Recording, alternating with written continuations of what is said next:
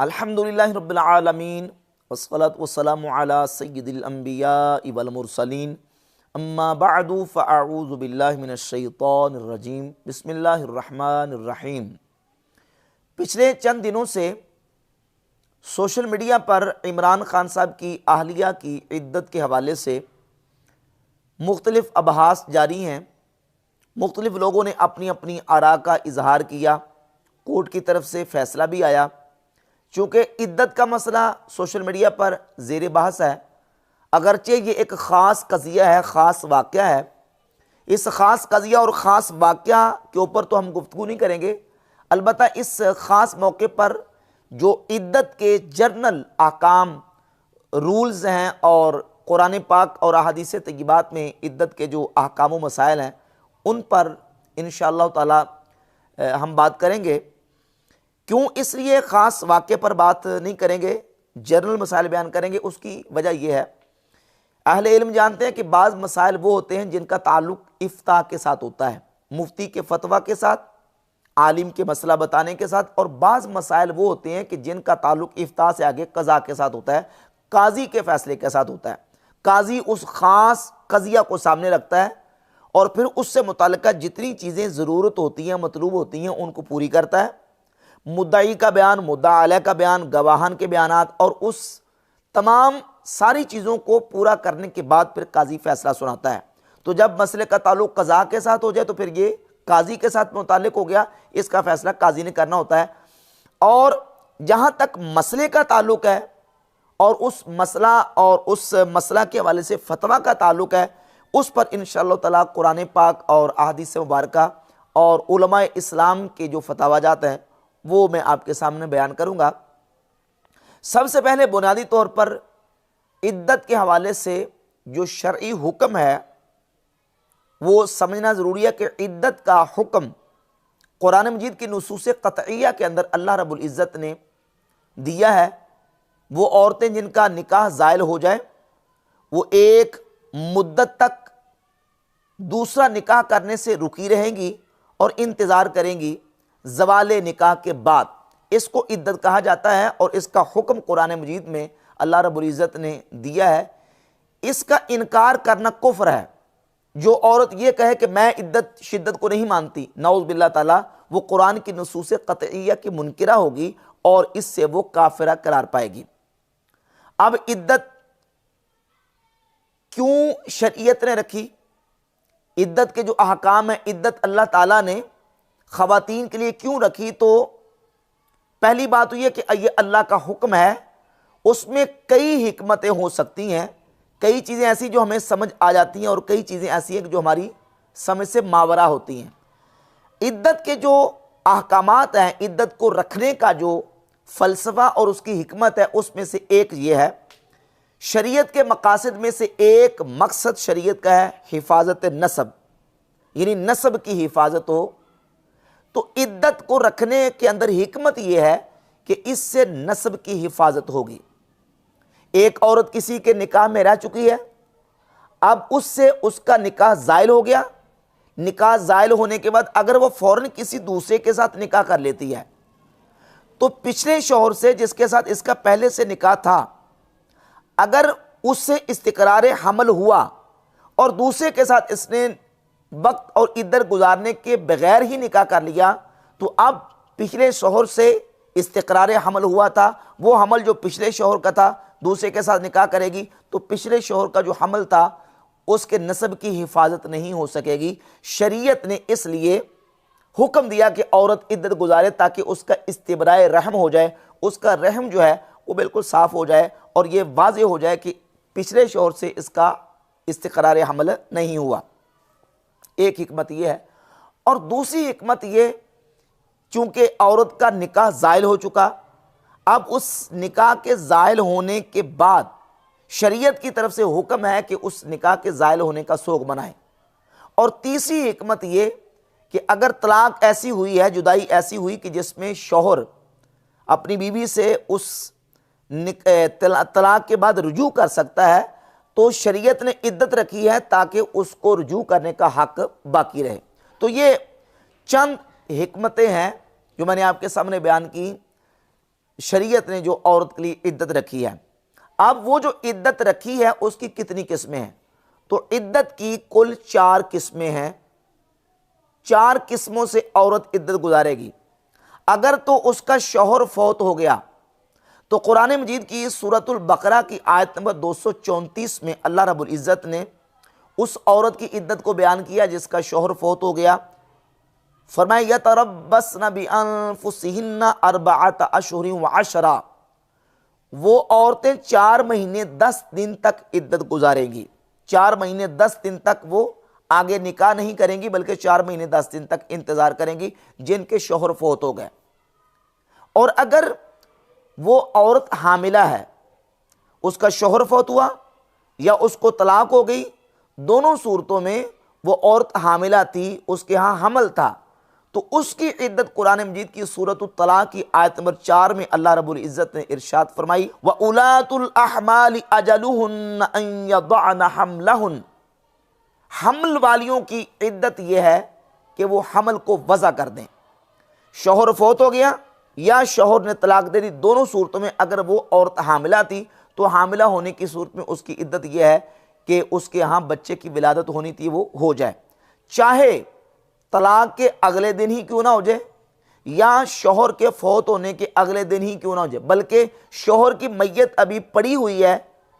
1 گھنٹے کے بعد ہی بچہ پیدا کیوں نہ ہو جائے، تب بھی اس کی عدت جو ہے وہ پوری ہو جائے گی جب بچے کی ولادت ہو جائے گی۔ یہ 2 عدتیں ہو گئی۔ اور تیسری عدت قرآن مجید کی سورۃ البقرہ کی آیت نمبر 228 میں اللہ رب العزت نے بیان فرمائی ہے ان عورتوں کی جو حیض والی ہیں۔ حیض والی عورتیں جن کو ماہواری آتی ہے، مینسز آتے ہیں، تاریخ آتی ہے، ان عورتوں کی عدت قرآن مجید نے بیان کی وَالْمُطَلَّقَاتُ يَتَرَبَّصْنَ بِأَنفُسِهِنَّ 3 قُرُوء، وہ عورتیں جن کو طلاق ہوگی ان کی عدت یہ ہے کہ وہ 3 قروء تک انتظار کریں۔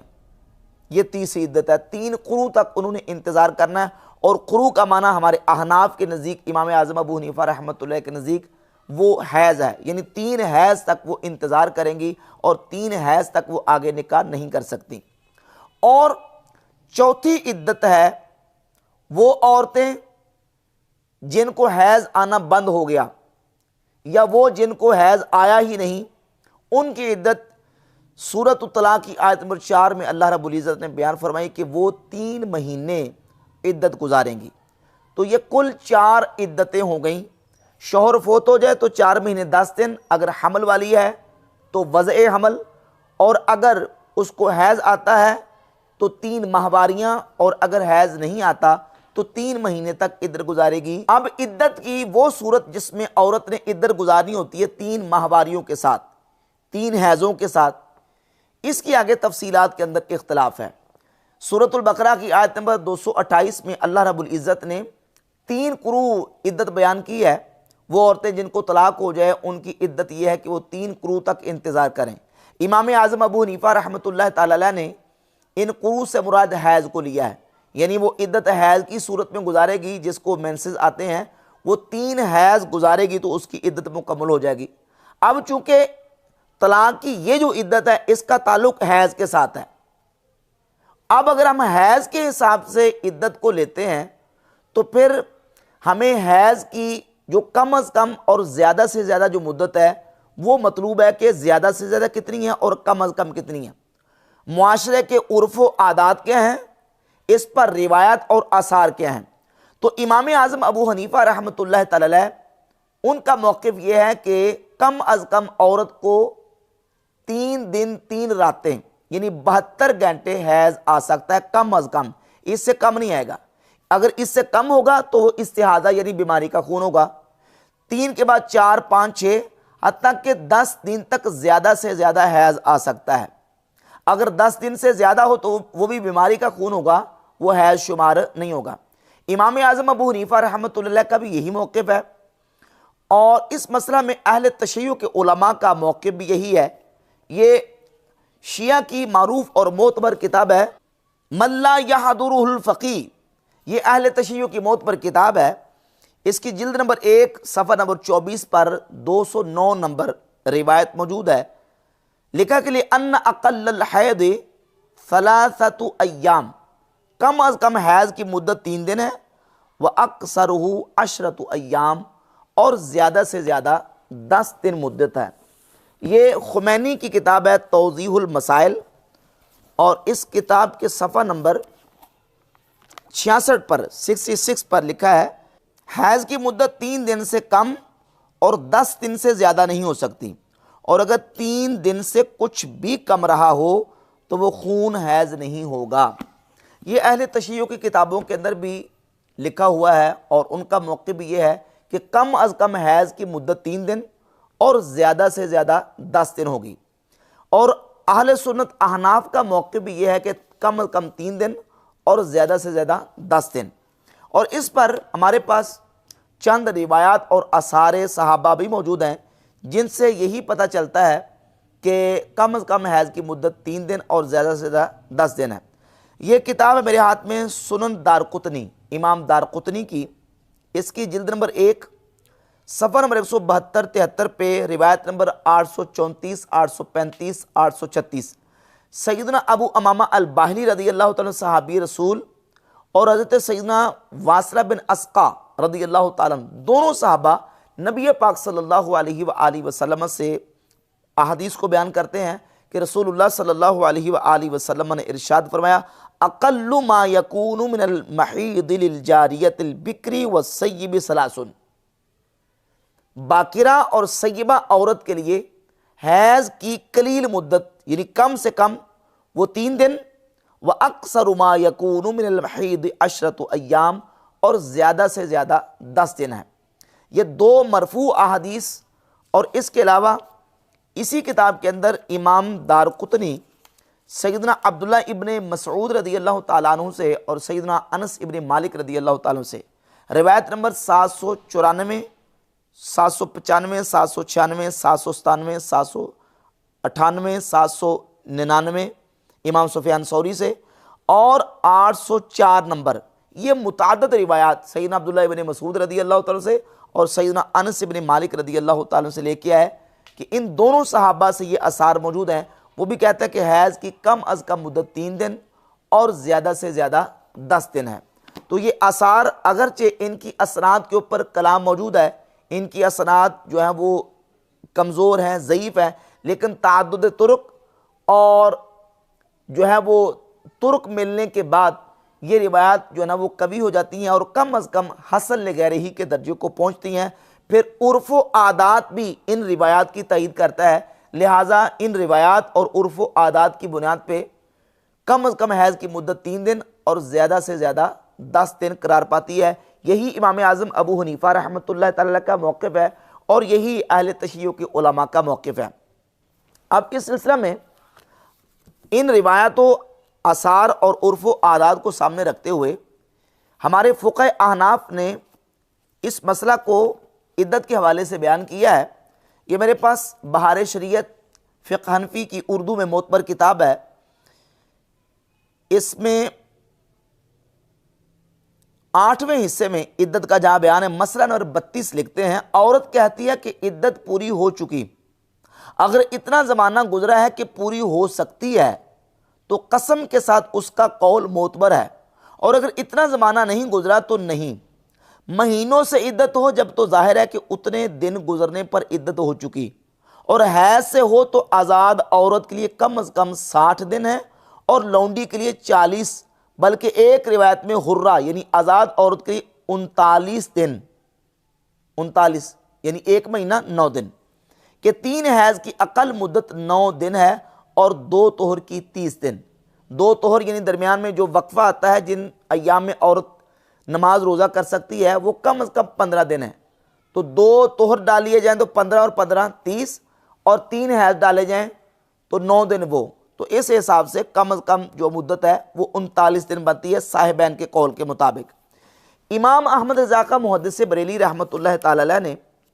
فتاوی رضویہ کی جلد نمبر 12 کے صفحہ نمبر 614 پہ لکھا، 1.5-2 سال میں اگرچہ ذوات الحیض کی مدت کا انقضاء لازم نہیں، یعنی ضروری نہیں کہ 1.5-2 سال میں حیض والی عورت کی عدت پوری ہو جائے یہ ضروری نہیں ہے، کیونکہ اس کی عدت کا تعلق ہے 3 حیضوں کے ساتھ۔ جب 3 حیض مکمل ہوں گے اس کی عدت پوری ہو جائے گی۔ فقط تکون ممتدۃ الطہر، کیونکہ کبھی لمبے طہر والی ہوتی ہے، طہر 15 دن سے کہیں زیادہ ہو جاتا ہے، مگر شک نہیں کہ اتنی مدت انقضاء عدت کے لیے کافی ضرور ہے، یعنی یہ ضرور ہے کہ اتنی مدت میں 3 حیض پورے ہو سکتے ہیں، کہ امام کے نزدیک کم از کم 2 مہینے، امام سے مراد امام اعظم ابو حنیفہ رحمۃ اللہ علیہ، ان کے نزدیک کم از کم 2 مہینے میں پوری ہو سکتی ہے، اور صاحبین کے ہاں 39 دن میں 3 حیض گزر سکتے ہیں۔ اور عورت کا نکاح پر اقدام انقضاء عدت کا اقرار، تو صحت نکاح میں کوئی شبہ نہیں، یعنی عورت اگر نکاح کرنے کا اقدام کرتی ہے تو اس کا مطلب یہ ہے کہ وہ اس نے اقرار کر لیا کہ اس کی عدت پوری ہو چکی ہے۔ جب تک عورت کا اس اقرار میں کذب شرعاً نہ ثابت ہو، یعنی جب تک یہ ثابت نہ ہو جائے شرعاً کہ یہ عورت اپنا اس دعویٰ کرنے میں جھوٹی ہے، تب تک ہم یہ نہیں کہہ سکتے کہ اس کی عدت پوری نہیں ہوئی۔ اگر اس نے نکاح کا اقدام کر لیا تو اس کا مطلب یہ ہے کہ اس کی عدت پوری ہو چکی ہے، تبھی تو اقدام کیا ہے۔ فرماتے ہیں کہ یوں کہ طلاق سے مثلا 1.5 برس بعد نکاح کیا اور اس نکاح کو 6 مہینے اور طلاق کو 2 برس گزرنے سے پہلے بچہ پیدا ہوا، کہ اس صورت میں صاف ظاہر ہوا کہ عدت نہ گزری تھی۔ اب تو ثابت ہوگا کہ عدت گزری نہیں تھی اور اس نے عدت گزرے بغیر ہی نکاح کر لیا۔ اور اگر ایسا نہیں بلکہ عورت نے جو ہے وہ نکاح کا اقدام کیا اور اتنی مدت گزر چکی ہو کہ جس میں 3 حیض پورے ہو سکتے ہیں، تو عورت کا قول جو ہے وہ مانا جائے گا، الا یہ کہ اس کے خلاف کوئی گواہ قائم ہو جائے اور گواہان اس کے خلاف دلائل کے ساتھ گواہی دے دیں۔ تو یہ عدت کے جو ضروری مسائل اور احکام تھے، اور اس میں فقہ حنفی کا جو مسئلہ امام اعظم ابو حنیفہ رحمۃ اللہ کا ہے وہ میں نے آپ کے سامنے کتابوں کی روح سے بیان کر دیا ہے۔